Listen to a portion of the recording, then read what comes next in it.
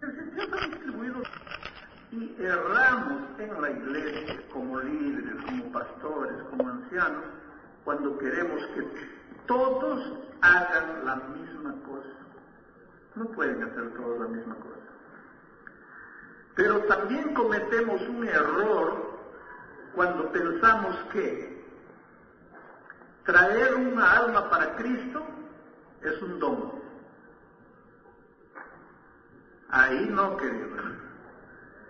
Porque orar no es un don. O oras o mueres. Estudiar la Biblia no es un don. O estudias la Biblia o mueres. Y traer a alguien para Cristo no es un don. O traes a alguien para Cristo o mueres.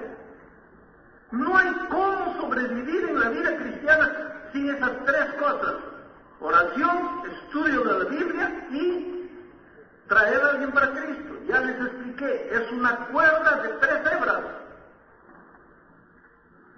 Porque a veces encontramos por ahí iglesias que un grupo de hermanos el sábado tarde se queda en la iglesia orando. ¿Y ustedes qué están haciendo? Nosotros estamos aquí, pertenecemos al grupo de oración. ¿Y cuántas almas están trayendo por aquí? No, nosotros solo oramos. Espera un poco, eso no existe. Que tú ores está bien, pero tienes que traer a alguien para que... No tengo el don. No, eso no es don. Así que los hermanos que tienen el don van a orar. Y los hermanos que no tenemos el don de la oración, pues que los otros oren por nosotros. No existe eso. Esas 3 armas van juntas. Y no es don. Es asunto de vida o muerte. O oras o mueres. O estudias la Biblia o mueres. O traes a alguien para Cristo o mueres. No puedes darte el lujo que otro lo haga por ti. Pero ¿qué pasa en la iglesia? Especialmente con los miembros de iglesia. Ellos inconscientemente piensan que si devuelven diezmo, que si oran, ya están contribuyendo, porque con mi diezmo el pastor están contratando un pastor más, y ese pastor va a ganar las almas, y las almas de ese pastor me sirven a mí porque yo pagué el diezmo. Espera un poco. Esa deducción, esa lógica, está bien como lógica, pero no funciona en la vida espiritual, querido. Quiere decir que ya que devuelve el diezmo, que el pastor ore por ti. Que el pastor estudie la Biblia por ti. Que el pastor gane almas por ti. No. Cuando Dios nos dio la misión a los miembros de iglesia, a cada miembro, la misión de traer a alguien para Cristo, no es porque Dios no pueda predicar el Evangelio. Él puede. Él nos dio porque nosotros necesitamos hacerlo para poder crecer en la vida espiritual. Vamos a empezar a ver cuál era la metodología divina para terminar la predicación del Evangelio en este mundo. En el principio era el Verbo, y el Verbo era con Dios, y el Verbo era Dios. Este versículo nosotros lo conocemos. Siempre lo hemos usado cuando hablamos de la naturaleza de Cristo. Pero en ese versículo no está solamente encerrado el tema de la naturaleza de Cristo. En ese versículo está el origen de la misión, o la metodología divina de la misión. Miren, en el principio era el Verbo. ¿Quién era el Verbo? Jesucristo. ¿Qué otros sinónimos tenemos para el Verbo? La palabra, el mensaje, el Evangelio, el Verbo, Jesucristo. Jesucristo era el Verbo. Jesucristo era el Evangelio, era la palabra, era el mensaje. Y el Verbo era con Dios, y el Verbo era Dios.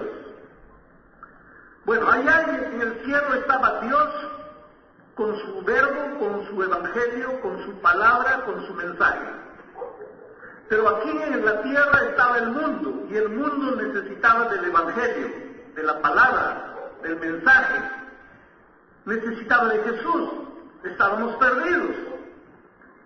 Entonces Dios ve que es necesario que el Evangelio venga al mundo, que la palabra venga al mundo, que el mensaje venga al mundo, que su Hijo venga al mundo para salvar a la humanidad.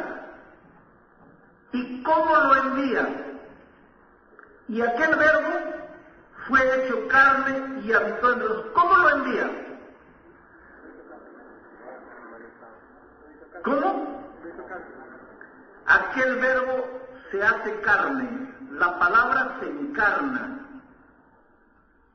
Y ahora el verbo hecho carne viene a la tierra y se mueve entre los hombres, anda entre los hombres, abre los ojos de los ciegos, hace andar a los paralíticos. El verbo anda. Y cuando el verbo hecho carne se mueve entre los seres humanos, ¿qué pasa con los seres humanos? Vemos la gloria como la del unigénito del Padre. ¿Cómo es que el verbo hecho carne se mueve entre los hombres? ¿De qué manera? Lleno de gracia y de verdad. Quiere decir que Jesús, cuando estuvo en esta tierra, Él era la encarnación del Evangelio. Jesús era el Evangelio hecho carne. ¿Por qué? Porque Jesús no solo habló de amor, Él amó. Él no solo habló de perdón, Él perdonó. ¿Cuál fue el más grande púlpito donde se predicó el más extraordinario sermón de perdón? La cruz. Y no fue con palabras, fue palabra y vida juntos. Porque en la mente divina, para que el mensaje pudiese tener efecto, pudiese ser creído, el mensaje tenía que hacerse carne, tenía que dejar de ser palabra y tenía que hacerse vida, tenía que hacerse carne. Por lo tanto, hoy día, para que el mundo crea que el mensaje funciona, que el Evangelio funciona, que la verdad funciona, ¿qué es necesario? Que el mensaje se haga ¿qué? ¿En la vida de quién? En nuestra vida. El mundo en los días de Cristo fue evangelizado porque el Evangelio encarnado anduvo entre los hombres. O sea, en la mente divina, el Evangelio, el mensaje, solo tendría valor y credibilidad si fuese oído, visto y tocado. Siguiendo este pensamiento, mira, si nosotros queremos evangelizar Chillán, lo primero que tenemos que hacer es ¿qué cosa? Que cada miembro de iglesia que vive en Chillán se transforme ¿en qué? ¿En qué? En el Evangelio, ¿qué? Encarnado. Y cuando nosotros nos preocupamos de que cada miembro de Chillán se transforme en el Evangelio encarnado y que ande en las calles de Chillán lleno de gracia y de verdad, cuando nosotros estamos preocupados en eso, estamos haciendo crecer ¿qué cosa? El reino de Dios. Estamos preparando una iglesia para la venida del Señor. Y el resultado de eso, de que cada miembro adventista en Chillán se mueva como el Evangelio encarnado, el resultado de eso va a ser ¿qué cosa? Miles y miles de bautismos. Pero ¿qué pasa hoy día? ¿Qué pasa hoy día cuando quiero evangelizar Chillán? ¿Ah? Me olvido de la iglesia, llamo a un buen evangelista, me contrato 20 instructores bíblicos y me voy a evangelizar Chillán. Está bien, yo lo puedo hacer. Hablando de evangelismo, queridos, quiero que entiendan una cosa. Ningún método evangelístico es pecado. Por lo tanto, si no es pecado, puedes hacerlo, puedes practicarlo. Inventa el método evangelístico que tú quieras.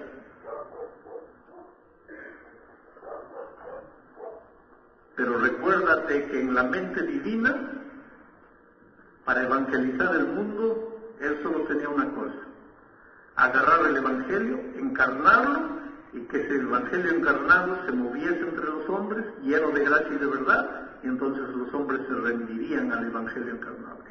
Eso era lo que Dios tenía en mente. Ahora, nosotros podemos inventar lo que queramos, pero voy a comentar de esto un poco más adelante.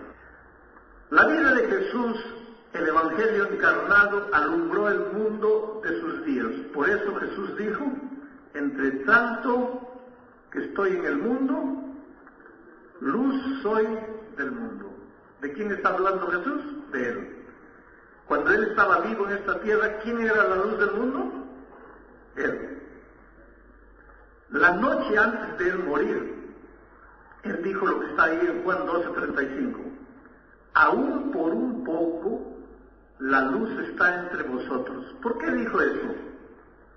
Porque al día siguiente ya iba a morir. Entonces, un poquito más, refiriéndose al día en que estaba ahí. Dice la luz, refiriéndose a Él, está con ustedes. Solo por un poquito, porque ya me voy, al día siguiente iba a morir. Pero una vez que volvió al cielo, ahora Jesús dejó a sus embajadores en esta tierra. ¿Quiénes son los embajadores? Nosotros. Y ahora Pablo dice: mas ahora vosotros sois la luz en el Señor, andad como hijos de la luz. Y esta declaración confirmaba lo que Jesús dijera respecto de su iglesia cuando dijo: vosotros sois la luz del mundo. O sea, mientras estaba Cristo en esta tierra, ¿quién era la luz del mundo? Y ahora, ¿quién es la luz del mundo? Nosotros. El mundo no va a ser alumbrado si nosotros no alumbramos. Cada uno de nosotros es una vela. ¿Y qué es lo primero que se necesita para que la vela alumbre? ¿Ah? Prenderla. ¿Cómo podemos hacer evangelismo en cualquier lugar con velas apagadas? Y cuando nosotros, en el deseo de evangelizar, lo primero que hacemos es prender las velas, ¿estamos construyendo qué? ¿Ah? El reino de Dios. ¿Se acuerdan de la parábola de las vírgenes? El esposo vino a medianoche y encontró solo 5 velas ardiendo. Mi pregunta para ti esta mañana es: ¿en tu iglesia cuántas velas están ardiendo? Vas a preguntar: pastor, ¿cómo puedo saber cuántas velas están ardiendo? Es fácil. ¿Cuántos miembros están orando todos los días? ¿Cuántos miembros están estudiando la Biblia todos los días? ¿Y cuántos miembros están trayendo a alguien para Cristo? Estos están ardiendo. Ahora mi pregunta es: tú como pastor, tú como anciano, ¿tienes un registro donde puedes comprobar cuántos están orando, cuántos están estudiando la Biblia y cuántos están trayendo a alguien para Cristo? ¿Tienes un cuaderno con el nombre de cada miembro y al lado el nombre de la persona que él está trayendo? Si no tienes eso, tú no tienes control de cuántos están ardiendo. Y si no sabes cuántos están ardiendo, ¿qué iglesia estás preparando para la venida de Cristo?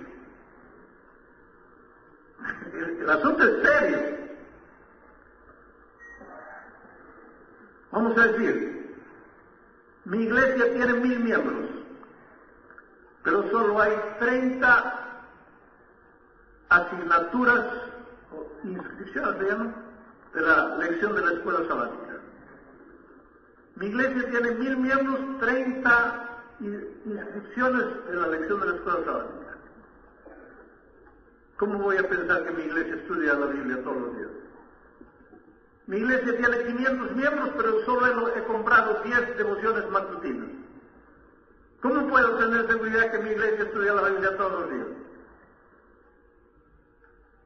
Quiere decir, mi preocupación como pastor, como iglesia, tiene que estar en que cada vela arda, en construir el reino de Dios, que cada miembro ore, estudie la Biblia, traiga a alguien para la iglesia, pero para eso tengo que tener un control. Pero ¿qué pasa? Yo me olvido de esto y lo primero que pienso es, ¿cómo es que voy a bautizar? A ver, ¿cómo voy a alcanzar mi blanco este año? ¿Y cómo les digo? Yo puedo alcanzar esto. Y el reino de Dios. Y preparar la iglesia para la venida de Cristo. Solo que si yo me concentro en esto, eso va a aparecer y mucho más de lo que yo solo puedo conseguir. Como fruto del crecimiento espiritual de la iglesia.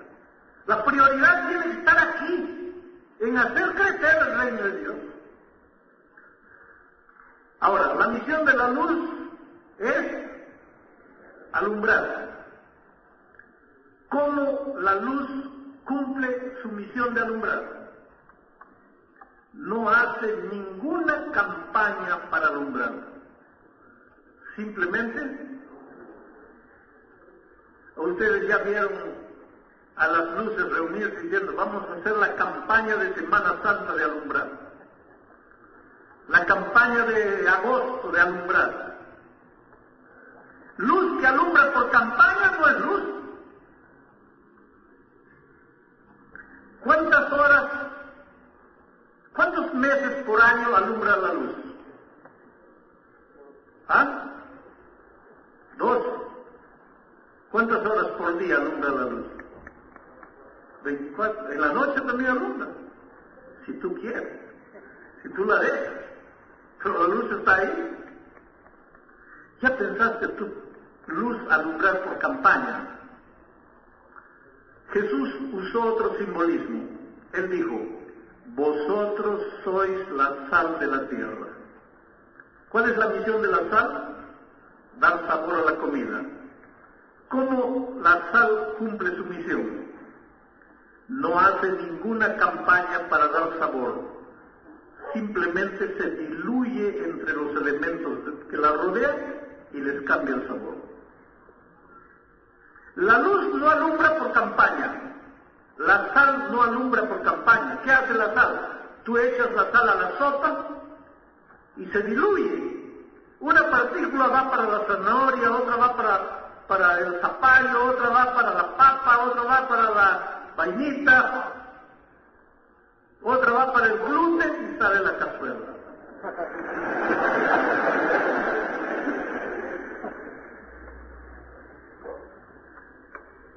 Si nosotros somos la sal del mundo, ¿qué tenemos que hacer para evangelizar al mundo? Diluirnos en el mundo. Uno va para Francisco, otro va para María, otro va para Pedro, otro va para Roberto, otro va para... Y les cambiamos el sabor a todas las personas. Y estamos evangelizando el mundo. Pero para que podamos darle sabor al mundo, tenemos que ser ¿qué cosa? Sal. Si no somos sal, ahí no podemos cambiar el sabor a nada. Para alumbrar tenemos que ser luz. Ahora, ¿cuál es la misión del cristiano? La misión de la sal, dar sabor. La misión de la luz, alumbrar. ¿Cuál es la misión del cristiano? ¿Ah? Evangelizar. ¿Cómo debe cumplir su misión el cristiano? Como lo hizo Jesús. ¿Y cómo lo hizo Jesús? El evangelio se encarnó en él se movió entre los hombres y los hombres fueron evangelizados. De la misma manera tenemos que evangelizar el mundo, así como él. Debemos mezclarnos en el mundo y andar llenos de gracia y de verdad. ¿Qué es lo que las tinieblas necesitan para ser disipados? Luz. ¿Qué es lo que la comida necesita para tener sabor? ¿Qué es lo que el mundo necesita para ser evangelizado? Cristianos. Solo que no cristianos, punto. Sino cristianos que en cuya vida el evangelio se haya encarnado. Porque si de cristianos dependiese el mundo para ser evangelizado, el mundo ya estaría evangelizado. Porque hay tantos cristianos en el mundo. Pero ¿por qué a pesar de los cristianos el mundo no es evangelizado? Porque no basta ser cristiano para evangelizar el mundo. Hay que ser cristiano en cuya vida el evangelio se haya hecho carne. Y cuando tú como pastor, como anciano, estás preocupado en que el evangelio se haga carne en cada vida, en la vida de cada miembro, estás preparando un pueblo para la venida del Señor. Estás haciendo crecer el reino de Dios. Estás preparando la iglesia santa, gloriosa, sin manchas, sin arrugas, perfecta, para encontrarse con Cristo. Y el resultado de eso, bautismo, escuela, templo, resultado. Pero tú tienes que trabajar aquí. Tú no puedes ir al resultado olvidándote de la causa. Y quiero reconocer, queridos, que durante años nosotros hemos estado preocupados en el resultado. Y se han cometido algunas cosas que yo no sé. Por ejemplo, en un país fuera de la división, hubo un pastor que comenzó a bautizar 1,000, 1,500, 2,000, 3,000. Y todo el mundo estaba maravillado. El pastor campeón número 1. ¡Qué pastor maravilloso! No hay pastor como ese, porque cuando estamos preocupados en esto, comenzamos a medir las cosas por eso. Ya un día el pastor comenzó a tener problemas mentales, problemas de depresión, lo llevaron al médico, lo llevaron al psiquiatra, lo llevaron al psicólogo, lo internaron, perdió el equilibrio completo y llegaron a descubrir, él se iba al cementerio y con las fichas vacías y de los nichos agarraba los nombres, los fechas de nacimiento y iba copiando todo en las fichas y presentaba 3,000 fichas. Y estaba ahí, el mejor pastor. Ahora, ¿por qué un ministro llega a eso? La respuesta es por la presión. ¿Por qué estamos presionando ahí? Sí, pero tú puedes decir, sí, pero cuando no bautizamos ya la división está preocupada, viniendo aquí a cobrarnos. Espera, querido. Yo soy parte de la división, no digo soy la división, soy parte de la división. Y no estoy viniendo a cobrar, y creo que en los 17 años nunca vine a cobrar números. Y últimamente vengo inclusive a descobrar números. Si por número se refieren a esto nos alegra o nos entristece cuando es resultado de eso. Esto no dice nada cuando es hecho separado de eso. Para medir el crecimiento espiritual de la iglesia en Chile tendríamos que ver, tenemos 120 miembros en Chile. ¿Cuántas lecciones de la escuela sabática se distribuyen en Chile? ¿Cuántas devociones matutinas? ¿Qué control tenemos de cuánto ora cada miembro por día? ¿Y dónde está la relación de personas que los miembros de la iglesia están trayendo para Cristo? Ahí mediríamos si estamos preocupados en el crecimiento espiritual de la iglesia.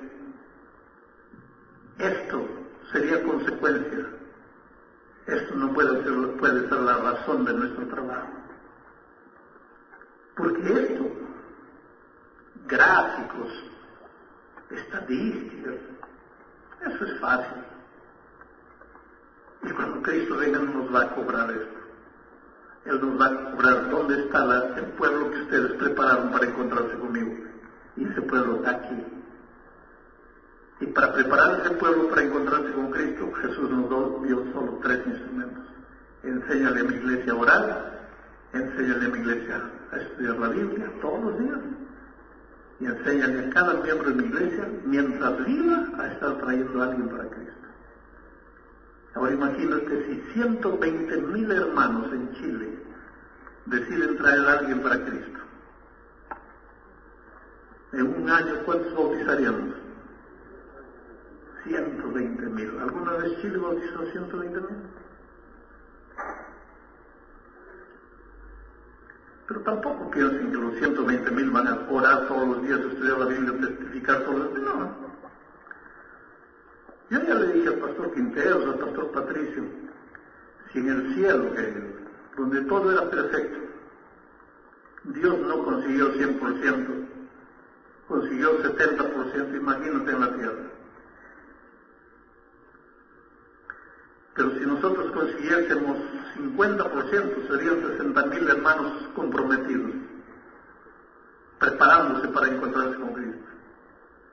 Pero vamos a dejar de ser optimistas, vamos al 25%, 30,000 hermanos, orando todos los días, estudiando la Biblia todos los días, trayendo a alguien para Cristo. En un año bautizaríamos por lo menos 30,000 personas.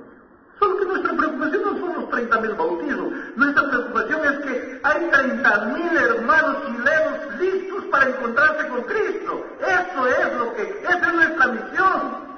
Lo otro es consecuencia. Yo no puedo correr atrás de la consecuencia olvidándome de esta iglesia preciosa que Dios me ha dado para prepararla para Él. Es aquí que tiene que estar concentrado mi afán. Esta es la manera como Jesús deseaba evangelizar al mundo. Por eso Él dijo, como tú me enviaste al mundo, así yo los he enviado al mundo. ¿Cómo es que el Padre envió a Jesús al mundo? Encarnó el Evangelio en Él y lo mandó. Ahora Jesús dice, así yo los mando. El Evangelio se encarna en ti, Jesús te manda. Ahora muévete en la fábrica donde trabajas, en la calle, en tu vecindario, en la universidad, en la escuela. Muévete, lleno de gracia y de verdad.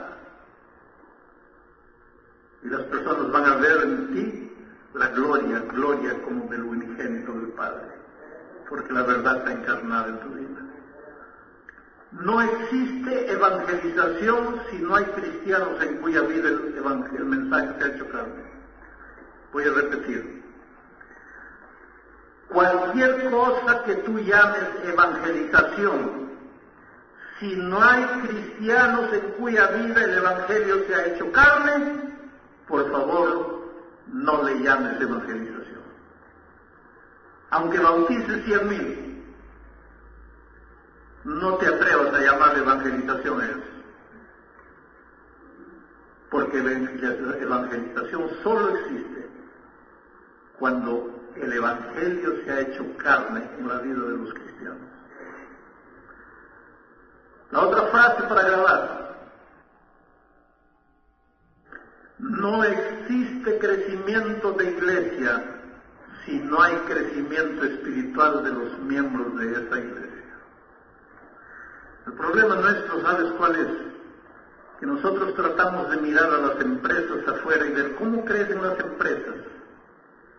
Y ahí alguien descubre que la cadena de supermercados tal acabó con la otra cadena de supermercados, porque esta comenzó a vender productos baratos, pero no daba bolsas, no tenía carritos para llevar la mercadería hasta el carro, no era muy cortés con los clientes.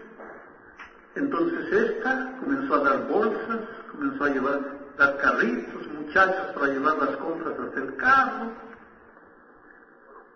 Y es interesante que nosotros comenzamos a mirar eso.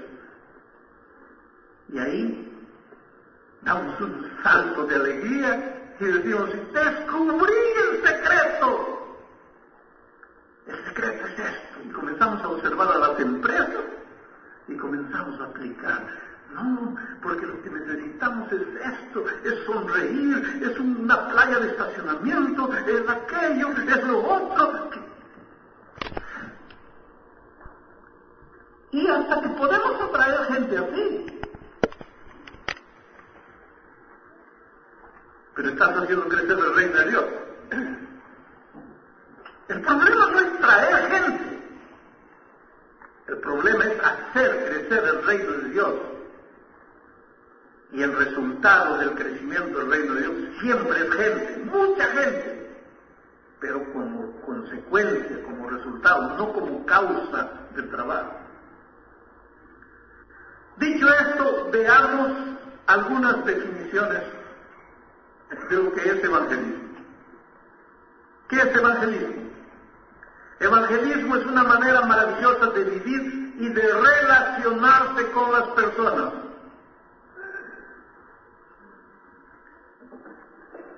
Muchas personas dicen así: evangelismo es una manera maravillosa de vivir, punto. No, señor. Si tú vives calladito sin decir nada, puedes vivir una vida maravillosa, pero eso no es hacer evangelismo. Entonces es vivir y relacionarse.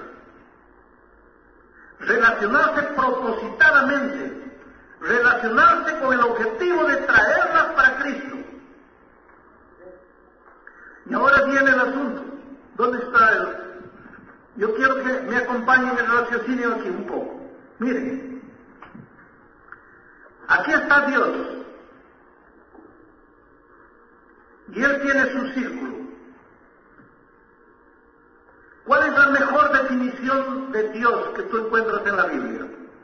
San Juan lo dice. Dios es amor. Amor.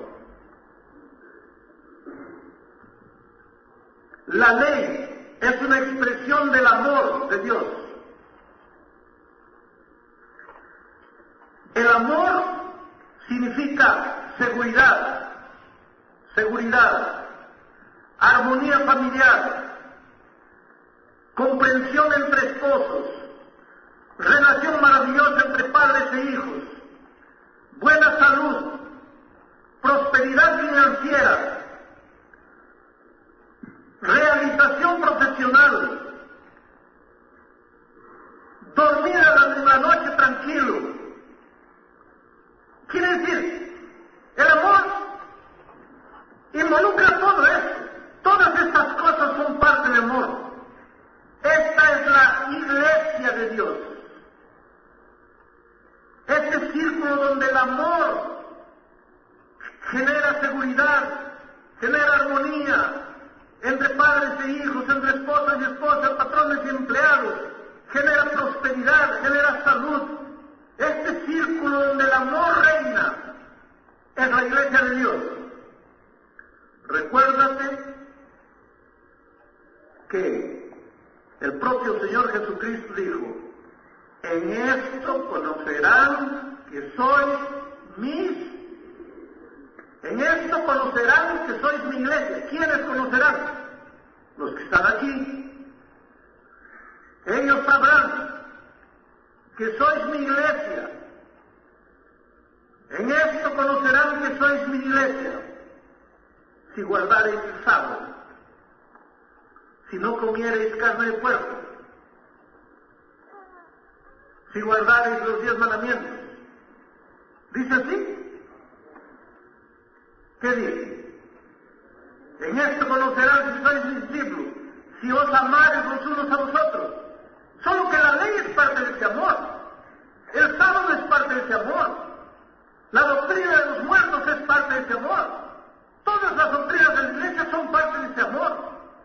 Porque el amor incluye seguridad, comprensión, relación entre marido y mujer, maravillosa entre padres e hijos, patrones y empleados, seguridad delante de la muerte, prosperidad financiera como consecuencia de la fidelidad a Dios. Todo esto. Aquí está la iglesia de Dios. La misión que Cristo nos dio es hacer crecer el reino de Dios, cada vez más comprensión entre esposos y esposas, cada vez más armonía entre padres e hijos, cada vez más amor entre hermano y hermano, cada vez más perdón, cada vez más prosperidad, cada vez más salud, cada vez más todo. Nuestra misión es hacer, y para conseguir todo esto, Dios nos dio 3 instrumentos. Enséñale a los que están aquí a orar todos los días. Enséñale a los que están aquí a estudiar la Biblia todos los días. Y un tercer instrumento, enséñales a los que están aquí a salir Y a este que está con la vida destruida, acabado, perdido, metido en los vicios, traerlo para el círculo del amor. Aquí donde se vive en armonía, padres e hijos, maridos, mujeres, hermanos, patrones, donde hay salud, donde hay prosperidad, donde no hay vicio, donde hay libertad, tráelos a estos, enséñales a estos a salir y traerlos.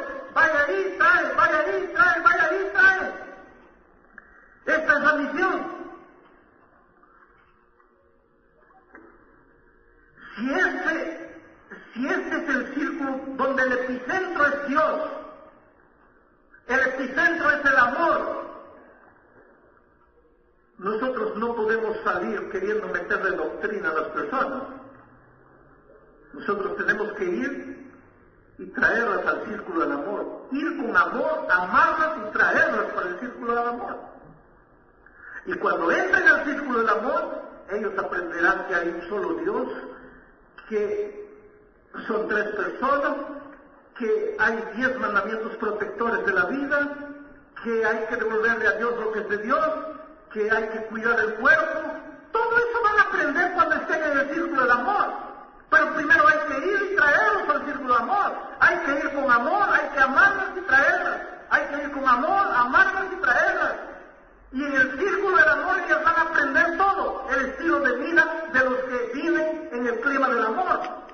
Pero nosotros hacemos todo diferente. Salimos para convencerlos. Tú estás equivocado aquí, ven aquí.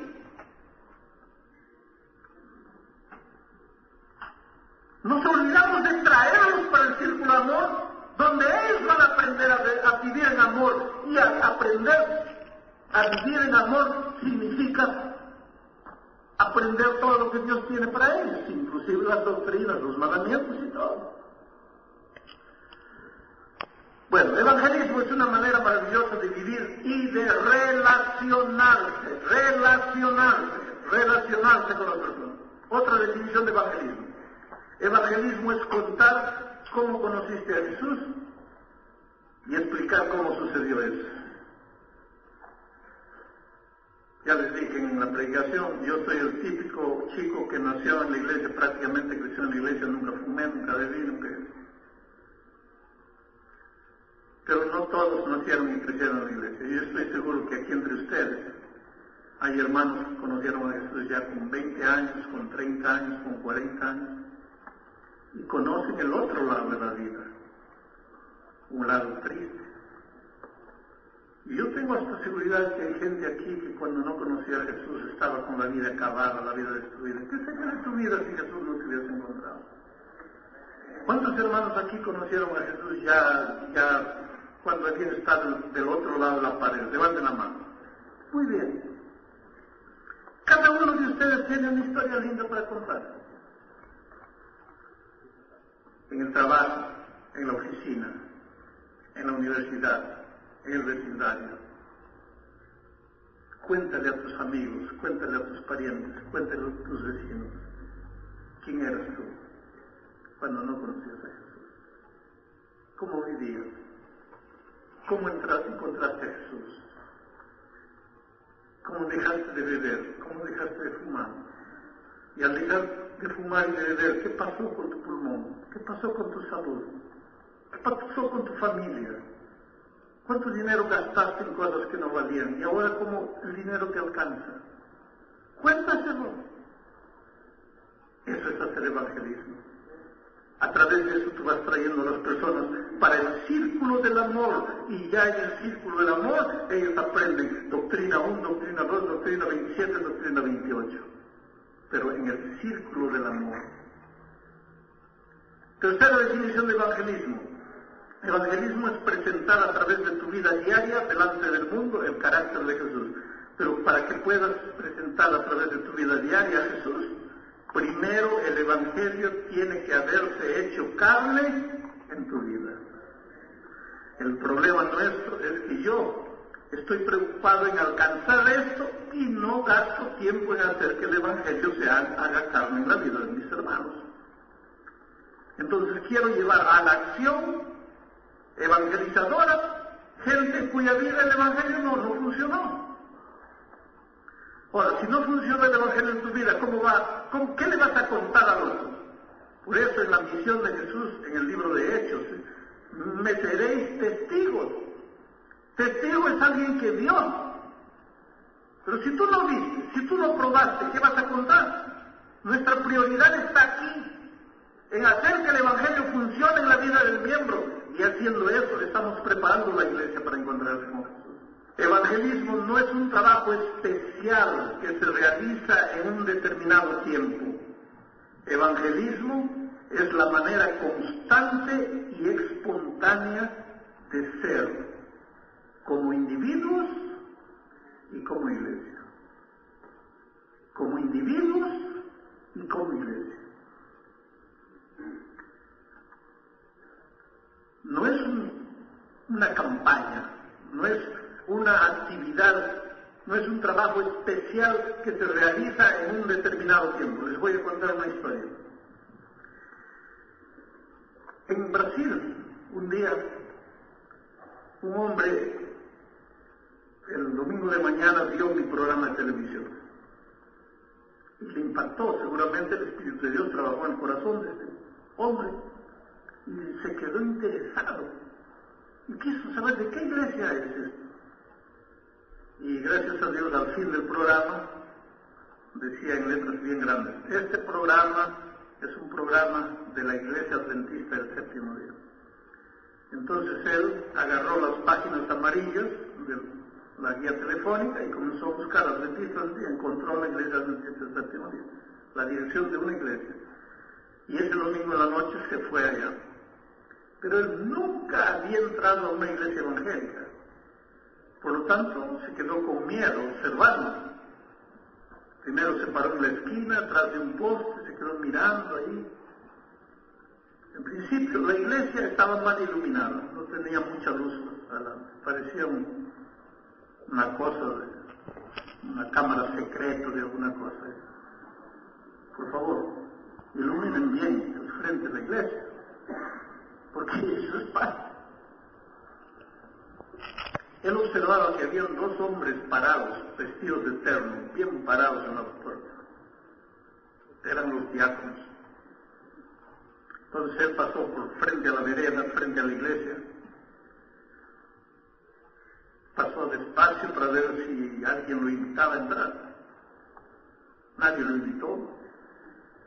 Llegó a la otra esquina, se quedó parado en la otra esquina. Quería entrar, pero tenía miedo. Nunca había entrado a un lugar de ese. Entonces cruzó al otro lado de la calle y por la vereda del frente fue pasando así. Observó que había gente que entraba. Y llegó a la esquina y se paró atrás del poste. Y se quedó ahí un tiempo esperando. Cobrando valor para entrar. Cruzó de nuevo la calle a la vereda de la iglesia.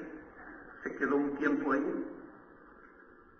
Y pasó nuevamente frente a la iglesia, esta vez bien despacito, para ver si alguien le invitaba. Pero los dos diáconos parados ahí no dijeron nada, él pasó. Y llegó a la otra esquina y se quedó parado atrás del poste. Entonces un diácono le dijo al otro: agarra el teléfono y llama a la policía, eso es un sospechoso. En 5 minutos aparecieron los patrulleros y lo agarraron al pobre en la esquina. ¿Qué quieres? ¿Qué haces aquí? No, que quiero entrar. ¿Y por qué no entras? ¿Por qué andas parado aquí en actitud sospechosa? No, pero es que nunca entré. ¿Y cómo si nunca entraste quieres entrar? No, pero es que... Y la iglesia se estaba preparando para la campaña de evangelismo de Semana Santa. ¿Sí se dan cuenta, hermano? La gente está viniendo y yo preparándome para la campaña de evangelismo. Pastor Patricio me estaba contando que miles de personas escriben a la televisión porque asistieron a la radio, la televisión, el programa interactivo. Gente que no sabe nada de iglesia adventista, tocada por el Espíritu, escribe: por favor visiten. Nadie visita. Gente que después del tiempo manda cartas, ya no quiero más visitas, no les creo a ustedes. Prometieron visitar, no visitan. Quiere decir, nosotros como iglesia tenemos que vivir en una actitud evangelística. Las personas están ahí, yo encuentro personas en el avión, en los aeropuertos, gente ávida de conocer. En este momento yo estoy evangelizando a alguien solo por carta, alguien que conocí en el avión. La única vez que lo vi fue en el avión y lo estoy evangelizando por carta. Y yo espero un día todavía contar el bautismo de ese amigo. Hay gente desesperada en el mundo. Pero para que yo tenga actitud evangelizadora, el Evangelio tiene que haberse hecho carne en mi vida. Y para que el Evangelio se haga carne en mi vida, tengo que estar orando todos los días, estudiando la Biblia todos los días y estar preocupado en traer a alguien para Cristo. Les digo una cosa, mis queridos, escúchenme bien. Si tú como pastor, tú como anciano, no pasas por lo menos media hora por día orando, ¿cómo vas a convencer a la iglesia que ore? Si tú no pasas tiempo estudiando la Biblia, ¿cómo vas a convencer? La iglesia no te va a creer, por más que hables bonito, no te va a creer. Si tú no estás comprometido en traer a alguien para Cristo, y escuche una cosa, escúchame bien lo que te voy a contar. El otro día yo estaba en mi casa, en el almuerzo sábado, son raros los sábados que paso en casa, no estaba ahí, estaban mis hijos, mis nueras, mis nietos, estábamos felices. Y yo siempre ando cutucando a mis hijos, preguntando, a ver, ¿qué dice la devoción matutina de hoy? ¿Has orado hoy día? Y ese almuerzo pregunté, ¿cómo están las personas que ustedes están trayendo para Cristo? Y mi hijo, abogado, él da una carcajada y dice, papá, yo no me preocupo mucho. ¿Por qué no? Tú tienes tantas estrellas, tú debes tener miles de estrellas. Yo soy tu hijo, no me vas a dar un hita para mí. Él estaba bromeando. Pero en el fondo estaba expresando algo que mucha gente piensa. Esas miles de personas que vienen a los llamados, en las campañas evangelísticas que hago, esas no son mis estrellas. Esas son estrellas de las personas que han llevado a esas personas al estadio. Yo apenas fui un instrumento para ayudar a esas personas a que ellos tomasen la decisión. Pero yo tengo mis estrellas. Mi peluquera, que yo ayudé a ir hasta Jesús y hoy es miembro de esta iglesia. Tengo esa persona que estoy evangelizando solo por carta. Tengo una viejita que era mi vecina en Belo Horizonte cuando llegué a Brasil hace 30 años, que hoy ya está en la iglesia. Porque yo no podría tener fuerza para transmitirles a ustedes el entusiasmo de ganar almas si voy a limitarme a predicar en el púlpito y personalmente no estoy orando, no estoy estudiando la Biblia y no estoy trayendo a alguien para Cristo. Yo tengo que involucrarme en eso. Yo lancé este desafío en el Brasil al pastor Ronaldo Oliveira, presidente de la Asociación Paulista del Sur. ¿Y él sabe lo que hizo? Lanzó en la oficina a los secretarios, a los que trabajan en el departamento de computación, a los departamentales, lanzó el desafío. Y entonces dijo, cada uno de nosotros va a buscar 3, 4, 5 personas para orar. Después voy a explicarles todo ese proceso. Vamos a orar todos los días, vamos a estudiar la Biblia todos los días y vamos a estar preocupados en traer a esas personas.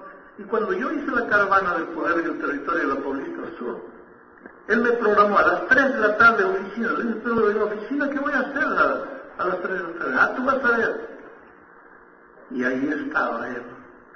Ahora todas las secretarias, los funcionarios habían traído a los amigos por quienes habían orado, a quienes habían buscado, por quienes habían estudiado la Biblia. Y cuando hice el llamado, 13 personas fueron adelante. Frutos de los que trabajan en la oficina. Porque te digo una cosa, si tú no estás convencido, si tú no oras todos los días, si tú no estudias la Biblia todos los días, y si tú no tienes a alguien trayendo para Cristo, no vas a poder convencer a la iglesia que haga lo mismo. Y ahora, pero tenemos que alcanzar el blanco, sí, entonces, ¿qué hacemos? Cualquier cosa para bautizar, pero ¿estamos haciendo crecer el reino de Dios? Mi preocupación no es si bautizamos o si no bautizamos. Mi preocupación es el reino de Dios. ¿Por qué? Porque yo sé que si el reino de Dios crece, vamos a bautizar y mucho. Pero como consecuencia del crecimiento del reino de Dios pasa. Ahora, ¿qué dice el Espíritu de Profecía acerca de todo eso? Esta es la parte más fascinante. Vamos a entrar vamos a entrar aquí después del recreo. Entonces ahora tienen 20 minutos de recreo y después de los 20 minutos de recreo volvemos aquí para 1 hora y 15 más de seminario.